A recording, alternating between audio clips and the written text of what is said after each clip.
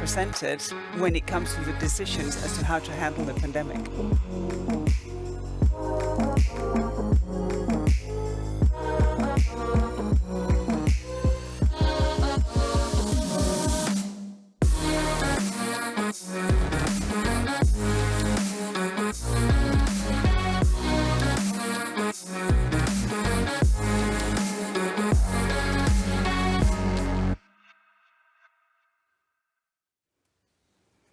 Good afternoon again, and welcome to Politico's Competitive Europe Summit. I'm Eva White, and I'm Politico's Technology and Competition Editor. Thank you all for joining us today, both online and in person. This summit has been months in the planning. These have been months when Europe has experienced huge upheaval. We slowly crawled out of a pandemic that kept us home for nearly 2 years. We witnessed a brutal war taking place not far from here, and welcomed floods of refugees. We experienced supply chains running short and prices soaring, most of all for energy. The kind of inflation we had this spring is something many of us have never seen before. In a few weeks, we may see an increase in Eurozone interest rates, something that hasn't happened in a decade. These are worrying times, but we want to be hopeful. We'll be talking today and tomorrow to many policymakers, thinkers and doers who have ideas how Europe can tackle these challenges. Tomorrow, we'll look more closely at competition policy, trade, technology and climate. But today, we'll start by focusing on the economy, Europe's recovery programme and efforts to stoke innovation. First of all, I'd like to thank our presenting partners Generali, Google, Yara and the European Roundtable for Industry, and our knowledge partner, McKinsey Global Institute, for making this event possible. But before we kick off, a few housekeeping rules. You can ask questions only through the Swap Card platform, and you can find instructions on our event website. If you're already on the platform, feel free to chat with fellow attendees and ask questions in the questions box to the right of the screen if you're on a desktop, and below the live stream if you're viewing on your mobile. If you're joining us here in the hall, Politico Live has provided you with flyers on how to use our Swap Card platform and ask questions. We love debate, so please tweet what you hear and what you think of it using the hashtag #PoliticoCompetition. And now, let's get going. We are very honoured to welcome EU Economy Commissioner Paolo Gentiloni here with us in an interview with Politico's very own Paola Tamma. Over to you, Paola. Thank you, Eva, and thanks for the introduction. Thanks everybody for being here. I am Paola Tamma, a reporter with Politico Europe. I cover finance in the economy. And welcome, Commissioner Gentiloni. Thank you so much for being here. We know that you're quarantining. I hope you're feeling better. I am. Great. I would like to maybe start with the news of the day. We have heard that the ECB has convened a governing council, and the reason why they've done that is because last week's decision to raise rates has actually sent spreads rising above levels of what we've seen recently and to the levels of what we saw at the beginning of the pandemic. Now, obviously, it will hinge on what they will announce and whether it will be enough to calm markets, but is there a risk of financial instability in Europe?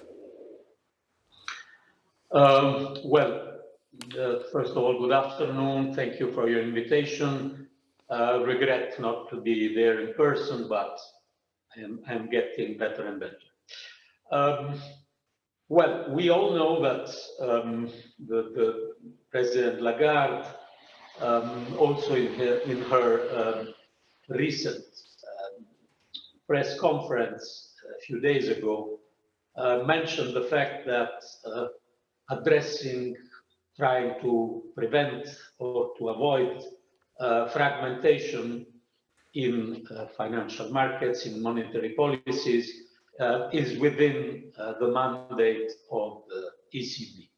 So this is what is the subject of the meeting that is taking place or has just finished. We will see the decision, but the horizon of this discussion is what Madame Lagarde said a few days ago, the task of the ECB to address the issue of the risk of monetary policy fragmentation.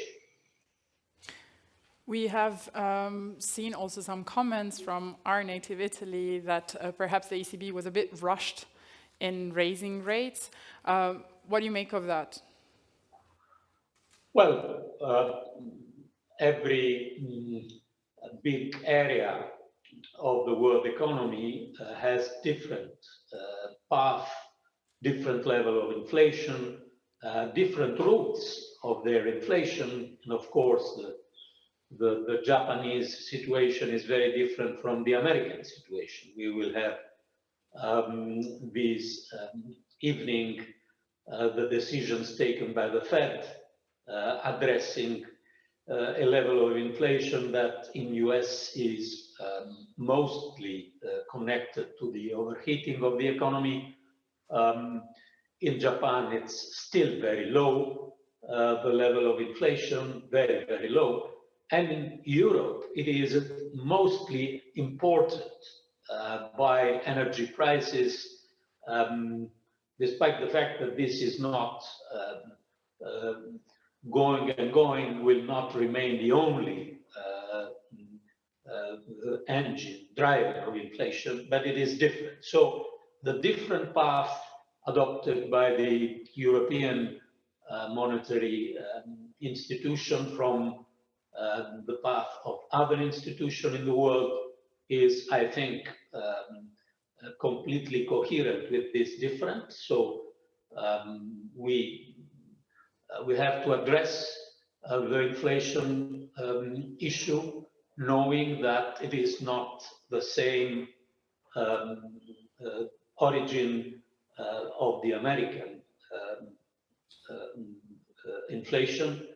And I think that the path is reasonable, but the need to address the risk of fragmentation is also part of the ECB mandate, as Madame Lagarde said a few days ago. Thank you for that. Can you help us sketch a bit what are the macro picture and your worries? You have last month reviewed the growth prospects for the EU and the Eurozone downward. You have said we're still in positive territory, but most of that is actually carryover effects from last year. If we strip that, we're barely in positive territory. Nevertheless, you've said we can avoid a recession. So I would like to ask, how worried are you about some members of the Eurozone or even the Eurozone as a whole tipping into a technical recession? And what are the pressure points? What are you watching on how can that be avoided? Well, I would say that the key word in these difficult months is uncertainty. And of course, uncertainty is not new because we come from a couple of years, 2 years and a half of very high level of uncertainty. We had these two black swan moments in a couple of years, the pandemic and then the war, and we are still there. Of course, we will navigate in quite troubled waters. And as you just remembered, we downsized a lot our forecast for growth. So we have now a 2.7 forecast for this year, which is not very different from those that came after our forecast. So this is, I think, confirmed by OECD, by the ECB staff. But more or less 2 of this 2.7% is carryover effect of last year. So yes, we are struggling to keep a low level of growth. I think this is quite possible. There is not a destiny of recession. And there is the risk that if we are too negative, too pessimistic, we also contribute to self-fulfilling prophecy. So we see the possibility on the reopening of the economy, on the good state of the labor market overall, with a lot of contradictions, on the situation of the banks. We see good elements to keep our economy, despite the low level, in positive territory. I think this is still quite possible. and should be our main commitment now. Because if we want to address the issue we have ahead of us, meaning the climate transition, meaning the strategic autonomy, we need our economy to continue growing, of course, at a lower path that was predicted. You also had a scenario of a possible recession if there is a supply shock to gas to the continent. Of course, this is something that everybody's kind of forecasting and fearing. Would you attach a probability to that scenario? And if the Commission is working on a seventh sanction package, is gas even going to be part of it? Well, as you know, our traditional answer is about sanctions that nothing is off the table.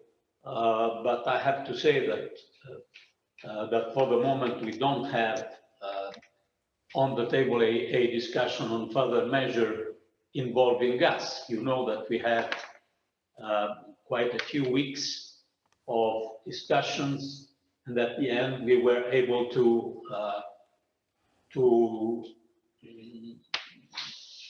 agree on a gradual ban on oil.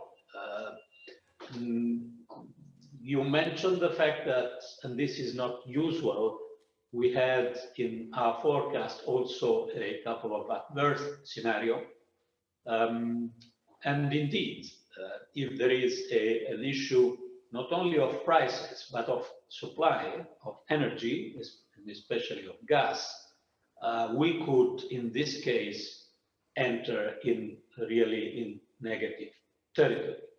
So this is also the discussion that we will have in the coming weeks and months, how to continue to support Ukraine, strengthen our support, but also make possible for our economies to gradually be independent from Russian oil and gas. It's a process, not something we are able to do in a couple of days, but I think we are well in this process, and with a decent speed, I have to say.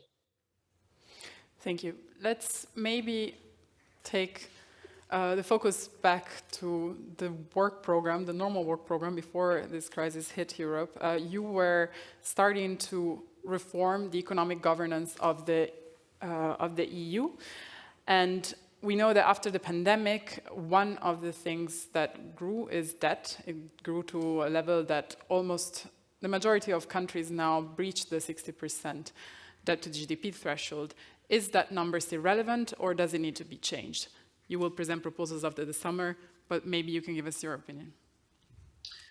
Yes, well, we all know that it was a stop and go, this discussion on the review of our economic governance, because we launched it just before the pandemic.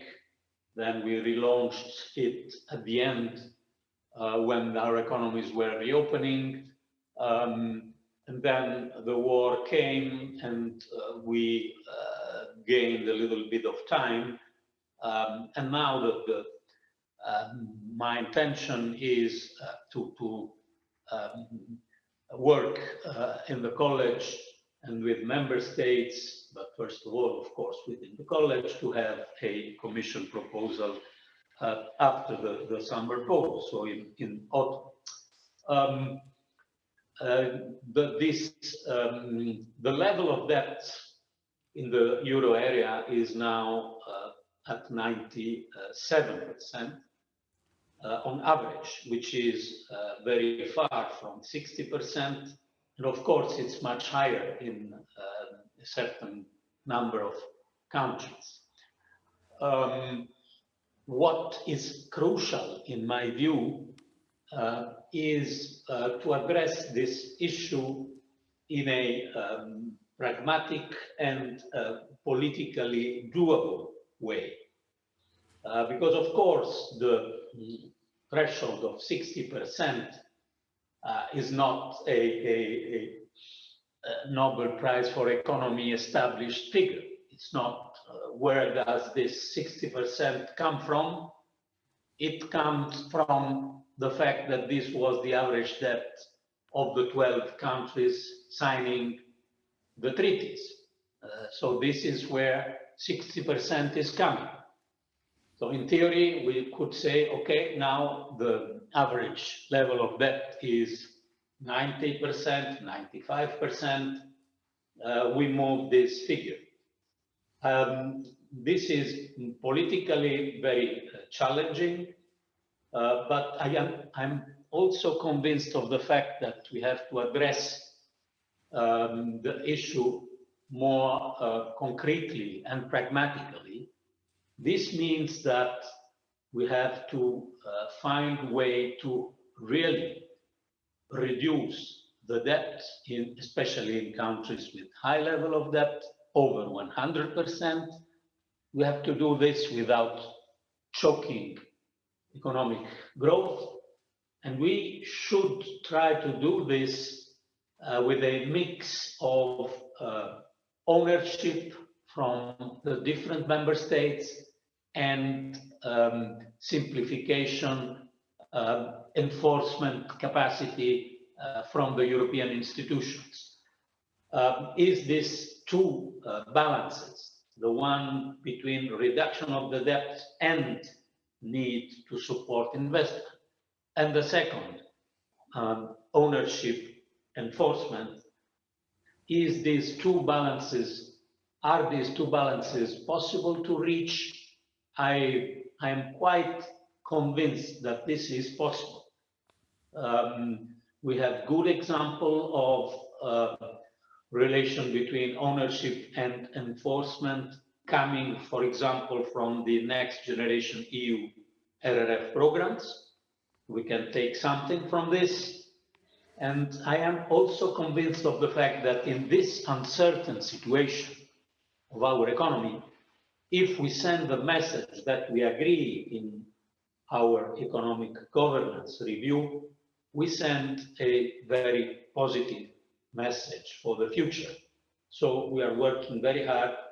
Compromises are possible, in my view. Thank you. You spoke of investment. I would ask you, there is a huge need for investment in green, in digital, strategic autonomy, now common defense capacity. Is the Commissioner of the view that these investments should be housed at a EU level, perhaps with a central investment capacity under the Commission, or could these be dealt with at national level? Well, ideally, I think that we need a central fiscal capacity. When we launched the public consultation in view of the discussion on economic review,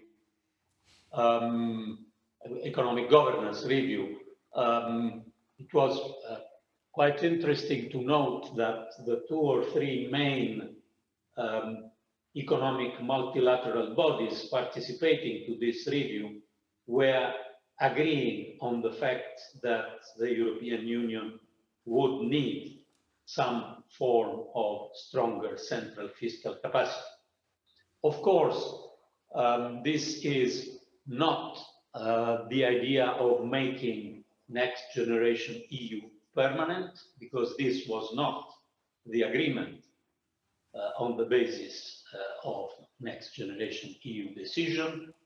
And as we say in our Latin tradition, pacta sunt servanda. So I'm not suggesting to make this Next Generation EU permanent, but I am firmly convinced of the fact that if this method of Next Generation EU work, and if it functions, there is plenty of reason to use this method for other common purposes. Because if we look to the perspective ahead of us, we have a mountain of investments. If you take, you were saying this, the green transition, the strategic autonomy, only for green and digital, my services calculated the need of 640 additional billions of investments every year until 2030. 640 additional per year until 2030. Of course, these are mostly private investments, but part of this will be, think, for example, to the common defense, inevitably also public investment. So discussion is not yet mature, but I am strongly convinced of the fact that this discussion will come back and we will need to have new tools in common to support common goods at European level. Thank you. I'll change topics a bit because you're also the commissioner in charge of taxation. And this Friday, we will have a decision at the ECOFIN meeting in Luxembourg where finance ministers will be asked once again if they agree to a minimum corporate tax base of 15%. Looks like you might be in for a little celebration. Let's see. Do you have a prognostic about Friday's decision? No, I don't have pronostics because I want to be scaramantic, and we were very near to reach this unanimity in previous meetings, and unfortunately this did not happen despite our effort, despite the effort of the French presidency. What I can say is that we are near to this possibility. And by the way, please note the fact that all 27 European member states signed the global agreement, both on Pillar 1 and Pillar 2. And this, of course, was not easy for several countries. Let me just remind how difficult it was to take this decision, for example, in Ireland, but differences are there. We have to work on these differences if we want to have a final result on Friday. And we are working to try to solve these issues. Thank you. Let's assume that you are successful, that there is a deal on Friday for a directive on a minimum corporate tax base in Europe. There is another leg, obviously, of this agreement, which is the resharing of profits, of additional profits where multinationals make those profits. And there is a risk there that this deal will be unlikely to pass the US Senate. So I remember that last year you were, 2 years ago, you were putting on the shelf the plan for a digital levy on an EU level because you wanted this deal to happen. And so you engaged with the Americans, you settled for this compromise, and now you're in the process of implementation. If the US doesn't stick to its end of the deal, will the EU go ahead unilaterally with a digital levy and return to those plans? Well, look, thank you for this question. Of course, these two pillars, as we call them, are strictly connected. Minimal global taxation, 15% effective minimal global taxation, and on the other hand, the principle of the reallocation of taxing rights, meaning that part of your taxes are paid where you are doing your activity, not where your headquarters are established. The two pillars are strictly linked. We commit ourselves to both with the same strength. Of course, you know that the timing of the two is not the same. So there is a process going on to implement the rules established, the model rules established by the OECD on Pillar 2, when on Pillar 1, so the reallocation of taxing rights, the OECD is still discussing its details of the rules, and they have in mind to come at the end of this year with a formal proposal. What is sure is that we will work to implement these rules in the European Union, and in our conversation with our American partners, they are strongly committed to do the same in US. So this will be, I think, very important. If this will not happen, we will have to rediscuss. It's clear. But for the time being, I think we should take note of the fact that there is a different timing between Pillar 2 and Pillar 1, that they are completely united for us, and that we will monitor the evolution at global level, taking note of the fact that our American partners are committed not only with Pillar 2, but also with Pillar 1. Thank you for that. Commissioner, I have to bring this to a close, unfortunately, but thanks so much for being with us. And I wish you all the best. Get well soon. And thank you